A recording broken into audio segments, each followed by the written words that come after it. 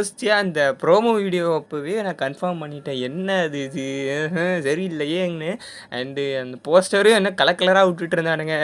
Title என்னடா whistle போடுன்னு வச்சிருக்கானுங்க.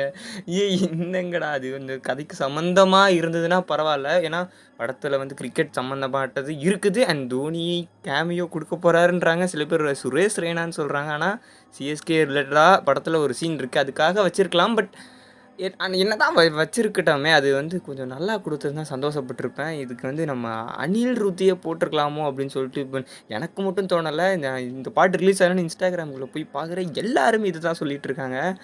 Like இவன் சம்பவம் அல்லையா, இவனுக்கே சம்பவம்ங்கிற மாதிரி. எனக்கு டிசப்பாயின்ட்மென்ட். உங்களுக்கு இந்த பாட்டு எப்படி இருந்ததுன்னு சொல்லுங்க. ரொம்ப ஓவரா நல்லாவே இல்லங்கிற மாதிரி இல்ல. 1, 3 தடவ கேட்க ஒரு மாதிரி ஓகே அப்படி இருக்கு. பட் ஒரு எடுத்தோனேமே ஒரு பேங்கர் அந்த லெவல்ல நம்ம எதிர்பார்த்தோம். அந்த லெவலுக்கு இல்லங்கிறத உண்மை. பட் அந்த கடைசி அந்த டான்ஸ் போர்ஷன் அப்படியே காமிச்சுட்டானுங்க.